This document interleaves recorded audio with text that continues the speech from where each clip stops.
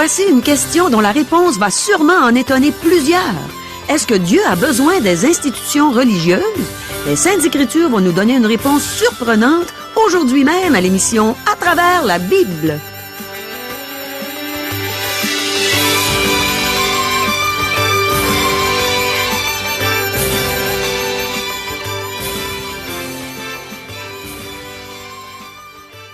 Chers auditeurs, pour en savoir davantage sur le contenu de cette émission, vous pouvez contacter en tout temps Radio Espoir via Internet à www.radioespoir.ca ou par téléphone, sans frais, au 1-877-l'Espoir, 1-877-537-7647.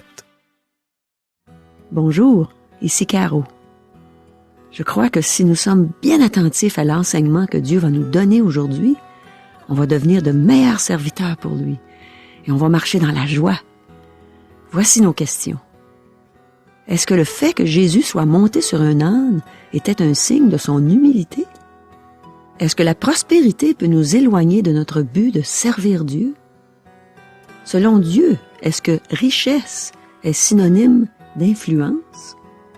Est-ce que prestige est synonyme de puissance?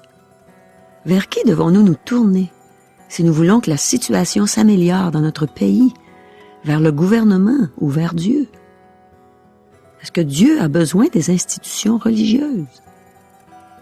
Comment Dieu s'y prend-il pour former ceux qu'il choisit pour le servir? Que peut-il nous arriver si nous tombons dans l'orgueil en servant Dieu? Demeurez à l'écoute. Le pasteur Régent Joly a ouvert sa Bible. Il a déjà trouvé toutes les réponses à nos questions. Que Dieu nous aide à bien comprendre cet enseignement et surtout à le mettre en pratique, afin qu'il soit réellement glorifié dans chacune de nos vies. Prions. Ô Seigneur, on est devant toi. On est content, on est heureux de savoir que tu vas nous instruire de nouveau aujourd'hui. Aide-nous, Seigneur, à ouvrir nos cœurs, à laisser pénétrer ta parole, à bien la saisir et à la mettre en pratique. On a besoin de toi, Seigneur. Amen. À toi, Régent. Merci, Caro. À la dernière émission, nous avons vu les événements qui ont suivi la victoire éclatante de Gédéon sur Madian. Premièrement, Gédéon, qui fut formé par Dieu, eut la sagesse de refuser la royauté pour lui et pour ses fils. Il savait que Dieu régnait sur son peuple, et loin de lui la pensée de devenir roi. Cependant, Gédéon n'évitait pas un deuxième piège. Il collecta les anneaux d'or du butin et en fit un éphod qu'il installa dans Ophra, sa ville, et tout Israël vint s'y prostituer. La relation intime et personnelle avec Dieu fut remplacée par de la religion. Il fallait venir prier à l'éphod et participer à des rituels religieux. Israël ne voyait plus son Dieu comme étant un Dieu créateur infini dans ses perfections. Ensuite, Gédéon prit plusieurs épouses et eut un grand nombre de fils. L'un d'eux, Abimélec, fils d'une concubine, assassina ses frères après la mort de Gédéon afin de se faire établir roi avec l'appui des habitants de Sichem. Mais l'alliance entre Abimélec et Sichem ne dura pas, et la ville se révolta. Cela vint de Dieu qui voulait mettre fin au règne d'Abimélec. Le péché de Gédéon eut de lourdes conséquences sur la nation. Le juge suivant fut Tola, mais la Bible ne dit rien à son sujet. Aujourd'hui, nous allons nous arrêter sur Jaïr et examiner 3 choses à son sujet.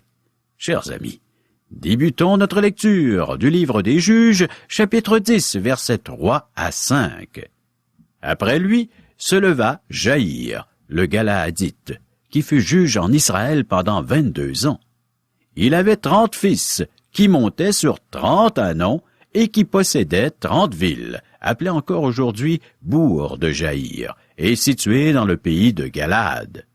Et Jaïr mourut et fut enterré à Camon. Voilà tout ce que la Bible nous apprend au sujet de Jaïr, c'est qu'il a eu 30 fils et qu'il leur acheta chacun un âne. Dans notre société contemporaine, l'équivalent de l'âne est une voiture de luxe. Ce devait être quelque chose à voir, tous ces jeunes qui se promenaient sur des ânes. Nous notons 3 choses dans la vie de Jaïr. Premièrement, une prospérité sans but. Deuxièmement, des richesses sans influence. Et troisièmement, du prestige sans pouvoir. Dans ces jours-là, un âne était un symbole de prospérité, tout comme l'est une voiture de luxe aujourd'hui. Avoir un âne était une indication de richesse. Par exemple, nous lisons dans Juges, chapitre 5, verset 10. « Vous qui montez de blanches ânesses, vous qui avez pour siège des tapis, et vous qui marchez sur la route, chantez. » Ce verset s'adresse à l'élite politique et sociale. Les rois se déplaçaient au moyen d'ânes. Lorsque Jésus s'est présenté à Jérusalem comme le roi d'Israël, il a monté le petit d'une ânesse.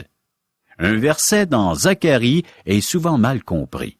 « Sois transportée d'allégresse, fille de Sion. Pousse des cris de joie, fille de Jérusalem. Voici, ton roi vient à toi. Il est juste et victorieux. Il est humble et monté sur un âne, le petit d'une ânesse. » Zacharie chapitre 9, verset 9. Le Seigneur n'était pas humble parce qu'il montait un âne, mais il était humble malgré le fait qu'il montait un âne. Si le Seigneur Jésus n'avait pas été roi, il aurait été présomptueux de sa part d'entrer à Jérusalem sur un âne et de recevoir les hommages et les applaudissements de la foule. Pour offrir un âne à chacun de ses 30 fils, Jaïr devait être un homme très riche. Imaginez un domicile avec un garage de 30 portes. Jaïr était un père bienveillant et il a gâté ses fils par sa générosité. Il leur donnait tout ce qu'ils désiraient. Ces garçons sont nés avec une cuillère d'argent dans la bouche. Cependant, tout cet étalage de richesse a-t-il glorifié Dieu? Jaïr fut-il un meilleur juge car il était riche? Est-ce que cela a apporté des bénédictions au peuple? Est-ce qu'un seul de ces garçons est devenu missionnaire? Non. Ils vécurent tous en Galade. Posséder des ânes n'était pas mal en soi. Par contre, il n'y a rien de particulièrement bien avec un homme qui est juge et qui passe beaucoup de temps avec ses fils et des ânes. Il est important que nous comprenions cela. Lorsque le Seigneur Jésus est entré à Jérusalem sur un âne afin d'accomplir la prophétie et se présenter comme un roi, le peuple a chanté des hosannas. Satan rageait et les chefs religieux ont protesté lorsque Jésus est entré dans la ville. Mais tous les ânes de Jaïr n'ont jamais suscité un seul hosanna parmi la population. Lorsque les animaux braillaient, Satan devait rire et la foule devait s'amuser. Jaïr est un symbole de personnes prospères mais sans but valable dans la vie. Cela est dangereux, chers amis. Il en est ainsi lorsque Noé construisait l'arche. Les gens se mariaient et donnaient leurs enfants en mariage. Il en était ainsi lorsque Salomon envoya des navires pour ramener des singes et des faisans pour leur beauté et des singes pour du divertissement. Sans but précis. Aujourd'hui, nous sommes prospères, mais nous n'avons pas de but. Puis-je vous demander quel est le but de votre vie? Est-il utile? Que voulez-vous accomplir? Trouvez-vous la vie ennuyeuse? Nous avons besoin de but et de direction dans notre vie. Nous avons besoin d'une cause, et la plus grande cause est toujours celle du Seigneur Jésus-Christ. Jaïr n'était-il pas un juge? Richesse ne signifie pas influence. Jaïr était aussi un homme riche, mais sans influence notable. Il était une personne opulente dans la ville et sa tribu. S'il avait vécu aujourd'hui, il n'aurait jamais eu de contravention, ses fils non plus. Aucun monument ne fut érigé pour Jaïr. Nous ne savons même pas où il fut enterré. Il n'a pas accompli un seul exploit qui mérite d'être mentionné dans la Bible. Le texte ne relate pas de victoire. Il avait 30 ânes, mais aucune puissance spirituelle. Nous vivons à une époque où l'Église a perdu sa puissance. Nous avons tout un symbole avec Jaïr. Prestige ne signifie pas puissance. J. Vernon McGee, l'auteur de nos textes, assistait à un défilé il y a plusieurs années. Une compagnie pétrolière participait avec un char allégorique décoré avec une espèce de rose splendide. Le thème du défilé était « Soyez prêts ». Lors du défilé, le camion qui tirait le char de la compagnie pétrolière a manqué d'essence. Ceci fit rire le pasteur Meggy. S'il y avait un char qui n'aurait pas dû manquer d'essence, c'est bien celui d'une compagnie pétrolière. La compagnie commanditaire devait sûrement en avoir avec de bonnes réserves. En voyant ce char, Meggy pensa à l'Église contemporaine, belle mais sans puissance dans sa vie. À part quelques exceptions, les églises sont belles et prestigieuses, mais elles n'ont pas la puissance de l'esprit. Ce char est aussi une image du juge Jaïr. Il ne fit rien, mourut et fut enterré. Verset 6. Les enfants d'Israël firent encore ce qui déplaît à l'Éternel. Ils servirent les Baals et les Astartés, les dieux de Syrie, les dieux de Sidon, les dieux de Moab, les dieux des fils d'Ammon et les dieux des Philistins. Et ils abandonnèrent l'Éternel et ne le servirent plus. Je me demande s'il y avait un bon programme d'enseignement de l'histoire en Israël. Les Israélites auraient dû savoir que se tourner vers l'idolâtrie n'entraînait que des problèmes et des ennuis. Voilà le peuple de nouveau assujetti à d'autres nations. Pendant 18 ans, ils servirent les Philistins et les Ammonites. La nature humaine est déchue. Le prophète Jérémie a dit, « Le cœur est tortueux par-dessus tout, et il est méchant. Qui peut le connaître? » Jérémie chapitre 17 verset 9. Vous et moi ne connaissons pas notre cœur. C'est facile de regarder ces gens qui vivaient il y a quelques millénaires et dire qu'ils ont mal agi.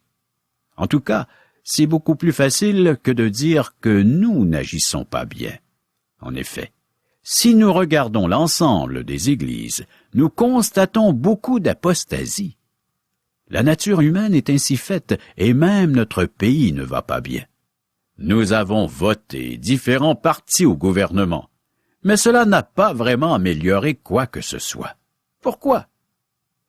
Nous ne nous sommes pas adressés à la bonne personne pour des solutions.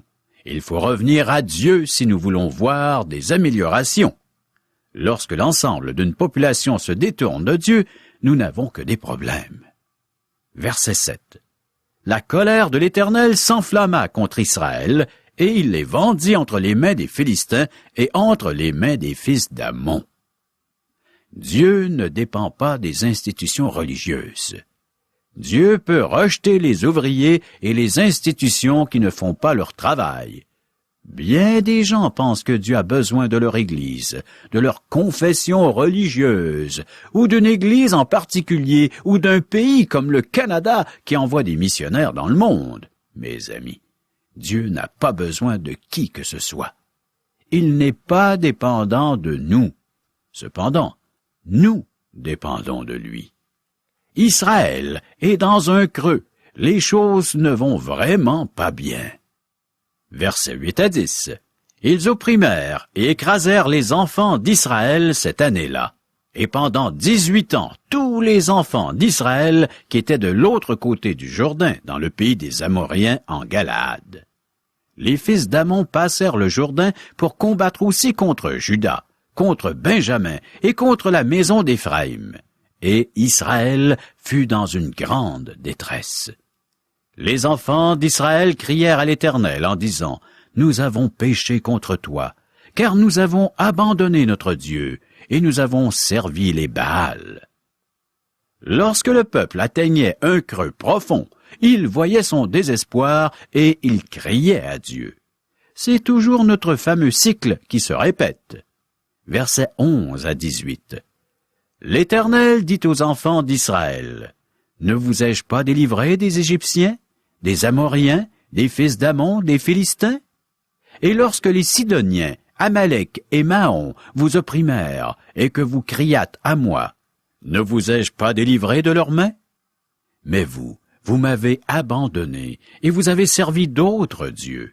C'est pourquoi je ne vous délivrerai plus. Allez, invoquez les dieux que vous avez choisis, qu'ils vous délivrent au temps de votre détresse. » Les enfants d'Israël dirent à l'Éternel, « Nous avons péché, traite-nous comme il te plaira. Seulement, daigne nous délivrer aujourd'hui. » Et ils ôtèrent les dieux étrangers du milieu d'eux, et servirent l'Éternel, qui fut touché des maux d'Israël. Les fils d'Amon se rassemblèrent et campèrent en Galaad, et les enfants d'Israël se rassemblèrent et campèrent à Mitzpa. Le peuple, les chefs de Galaad, se dirent l'un à l'autre, « Quel est l'homme qui commencera l'attaque contre les fils d'Amon? Il sera chef de tous les habitants de Galaad. » La miséricorde et la grâce de Dieu sont étonnantes. Il accepte de pardonner et de libérer son peuple. Cependant, les anciens s'aperçoivent qu'il est préférable d'avoir un chef pour faire la guerre, et ils n'en ont pas. Les pays occidentaux n'ont pas le leadership qu'il faudrait. Nous avons besoin de leadership fort et honnête, mais nous n'en trouvons pas. Israël avait le même problème. Donc, la nation se tournera vers un homme qu'il n'aurait jamais établi chef dans des circonstances normales. En fait, il n'aurait jamais considéré cet homme. Chapitre 11, verset 1er. Jephthé, le Galaadite, était un vaillant héros. Il était fils d'une femme prostituée, et c'est Galaad qui avait engendré Jephthé. Jephthé est un chef vaillant, mais il a un handicap. C'est un fils illégitime, donc il est rejeté par sa famille et sa nation. Sa mère était une prostituée. Verset 2. La femme de Galaad lui enfanta des fils qui, devenus grands, chassèrent Jephthé et lui dirent, « Tu n'hériteras pas dans la maison de notre père, car tu es fils d'une autre femme. » Proverbe, chapitre 2, verset 6, avertit les jeunes Israélites de ne pas aller vers les femmes étrangères. L'historien Joséphus et les écrits juifs nous apprennent que cette femme n'était pas une fille d'Israël. Donc, Jephthé fut privé de toute part d'héritage et il dut s'exiler. Il fut excommunié et rejeté. En effet, selon la loi mosaïque que nous lisons dans Deutéronome, chapitre 23, verset 2, il ne pouvait pas faire partie de la congrégation. Juges, chapitre 11, verset 3. Et Jephthé s'enfuit loin de ses frères, et il habita dans le pays de Tob. Des gens de rien se rassemblèrent auprès de Jephthé, et il faisait avec lui des coups de main. Dieu brise et humilie les hommes qu'il choisit afin de les former. Jephthé s'était enfui, et il était devenu chef d'une bande de pillards. Donc, avant de devenir chef en Israël, Jephthé a 3 obstacles majeurs à surmonter. Il est un bâtard, ses frères l'ont chassé en exil, et il est chef d'une bande de voyous. Ce n'est pas l'homme que nous appellerions pour diriger le pays, mais Dieu emploie des personnes rejetées dans ce monde. Les voies de Dieu sont parfois insondables. De plus, Dieu brise et humilie les hommes qu'il choisit afin de les former. C'est ainsi qu'il a traité Joseph, Moïse et David. Le Seigneur Jésus s'est humilié. Il fut rejeté et haï des hommes. Il est la pierre qu'ont rejetée les ouvriers, mais qui est devenue la principale de l'angle. Certains ont dit du Seigneur Jésus qu'il ne voulait pas que cet homme règne sur eux. Pourtant, Dieu l'a élevé pour lui donner un nom qui est au-dessus de tout nom. Aujourd'hui, des personnes se disent enfants de Dieu, mais elles ne le sont pas. Pour être un enfant de Dieu, il faut passer par la nouvelle naissance et être adopté dans la famille de Dieu. Sinon, nous sommes des enfants illégitimes. En effet, nous pouvons être membres d'une Église tout en n'ayant aucune relation intime avec Jésus-Christ. Jephthé avait dû s'exiler, mais maintenant il est élevé. Versets 4 à 8. Quelque temps après, les fils d'Amon firent la guerre à Israël. Et comme les fils d'Amon faisaient la guerre à Israël, les anciens de Galaad allèrent chercher Jephthé au pays de Tob. Ils dirent à Jephthé, « Viens, tu seras notre chef, et nous combattrons les fils d'Ammon. » Jephthé répondit aux anciens de Galaad, « N'avez-vous pas eu de la haine pour moi, et ne m'avez-vous pas chassé de la maison de mon père?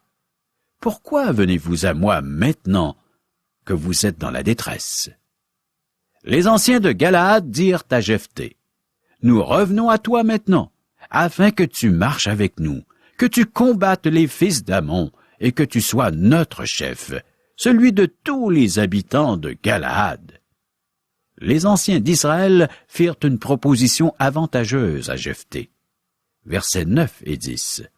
Jephthé répondit aux anciens de Galaad, « Si vous me ramenez pour combattre les fils d'Ammon, et que l'Éternel les livre devant moi, je serai votre chef. » Les anciens de Galaad dirent à Jephthé, « Que l'Éternel nous entende, et qu'il juge, si nous ne faisons pas ce que tu dis. » Jephthé fut exigeant lors des négociations avec les anciens d'Israël, mais ils ont dû ravaler leur orgueil et accepter ces conditions. Ce fut une humiliation pour la nation de faire appel à une personne qu'ils avaient exilée. Jephthé est très clair. S'il est fait juge et qu'il libère Israël, alors il deviendra le chef du peuple. Jephthé prend alors la destinée du pays en main. Israël a besoin d'un chef pour combattre les Ammonites. Les anciens ont dû faire appel à Jephthé, un exclu. À la prochaine émission, nous verrons que Dieu donnera son esprit à cet homme.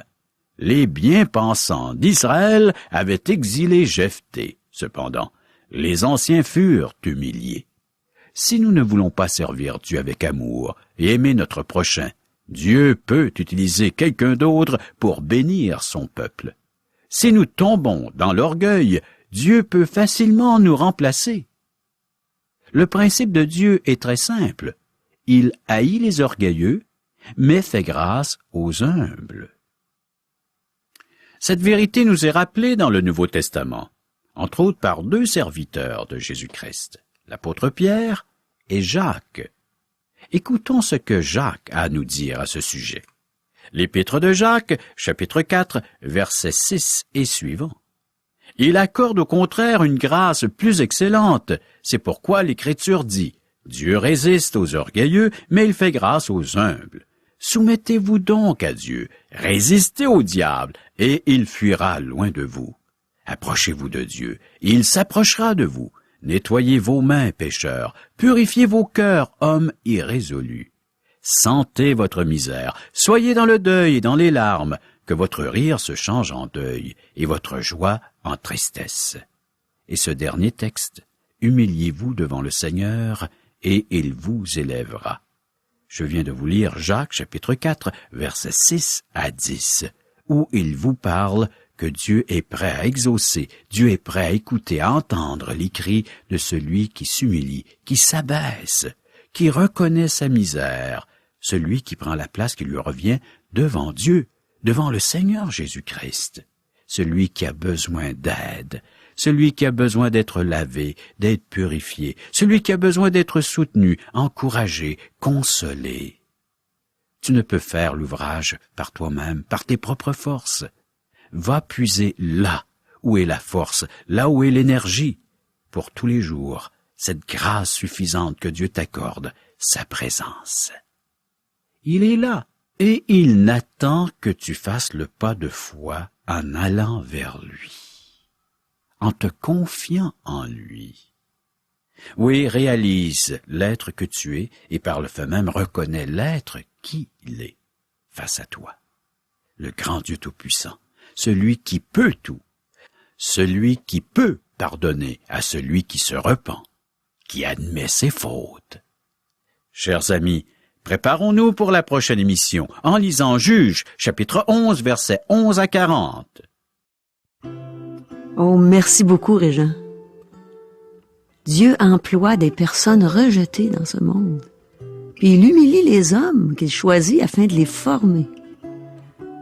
Mais ce qui est extraordinaire, c'est que le Seigneur Jésus se soit humilié lui-même, se rendant obéissant jusqu'à la mort de la croix. Paul nous dit ça dans son épître aux Philippiens, au chapitre 2, verset 8. Quand je vis des situations humiliantes, j'aime me rappeler que celui qui m'a sauvé, celui qui m'a donné la vie éternelle, s'est humilié lui-même. Il n'avait pas besoin de le faire pour lui-même. Jésus, c'est le Fils de Dieu. C'est Dieu fait homme. Il est parfait. Il n'a jamais péché et ne péchera jamais. Il est éternel. Mais il s'est humilié pour moi. Il s'est humilié pour toi, se rendant obéissant jusqu'à la mort de la croix. Dans notre nature charnelle, on a tous tendance à vouloir être élevés. Et je pense que si on est honnête, on va tous admettre ça. Mais dans son amour, Dieu nous apprend les bienfaits de savoir s'humilier, afin qu'il nous élève lui-même au temps convenable, comme nous l'enseigne sa parole. Je crois que plus on s'humilie, plus on devient un serviteur. Et le serviteur n'est pas plus grand que son maître. Et ça nous ramène à Jésus, notre maître, qui a dit « Je suis doux et humble de cœur ». Je demande à Dieu qu'il me rende douce et humble de cœur comme lui. Mais je sais qu'il faut souffrir pour y arriver, à cause de notre nature charnelle qui est si pécheresse. Mais si on revient à Jésus, Paul nous dit encore dans son épître aux Philippiens au chapitre 2, mais cette fois-ci un peu plus loin, des versets 9 à 11, c'est pourquoi aussi Dieu l'a souverainement élevé et lui a donné le nom qui est au-dessus de tout nom, afin qu'au nom de Jésus, tout genou fléchisse dans les cieux, sur la terre et sous la terre, et que toute langue confesse que Jésus-Christ est Seigneur, à la gloire de Dieu le Père. C'est pas beau, ça? Jésus cherche la gloire de son Père. Et tôt ou tard, toute langue va confesser que Jésus-Christ est Seigneur. Mon ami, n'aimerais-tu pas confesser que Jésus-Christ est Seigneur maintenant? Avant le jour où tu devras quitter cette terre, ce jour après lequel il sera trop tard pour recevoir Jésus comme ton Sauveur, comme ton Seigneur.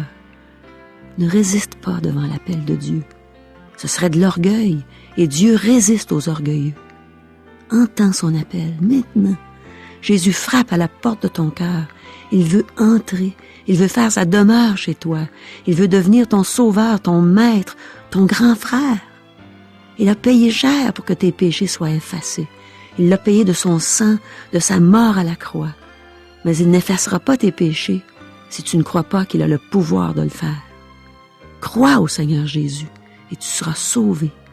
C'est écrit dans le livre des Actes, au chapitre 16, verset 31. C'est ça la vraie foi. Et c'est Jésus qui te dit, crois en moi et tu seras sauvé, tu auras la vie éternelle.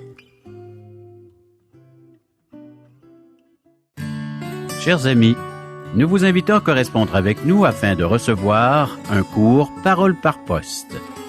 Qu'est-ce qu'on apprend, Régent, dans des études bibliques par correspondance? Dans la série radiophonique à travers la Bible, on a vu au tout début de la série qu'il y avait différentes façons d'étudier la Bible. Celle-ci est par thème. Les gens pourront y découvrir le thème de l'amour, qui est Dieu, qui est la personne de Jésus-Christ, comment faire pour aller au ciel.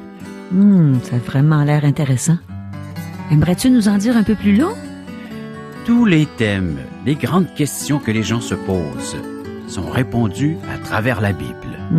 Les gens n'ont qu'à nous demander le petit fascicule, quelques pages, et remplir le questionnaire. Alors on n'a pas besoin d'autres livres? La Bible. Uniquement la Bible et ce petit fascicule que l'on remplit, et on le renvoie à l'adresse qui sera inscrite sur ce petit fascicule pour en faire la correction, parce que les gens pourront suivre cette série. Ah, c'est pas compliqué. Très simple. J'ai vraiment le goût de m'inscrire. Et pour le faire, voici nos coordonnées au téléphone. 1-877-L'ESPOIR ou 1-877-537-7647. Et on a une adresse courriel. www.radioespoir.ca. Adresse postale. Radio Espoir, casier postal 34 143, Charlesbourg, Québec, G1G 6P2. Au revoir. À demain.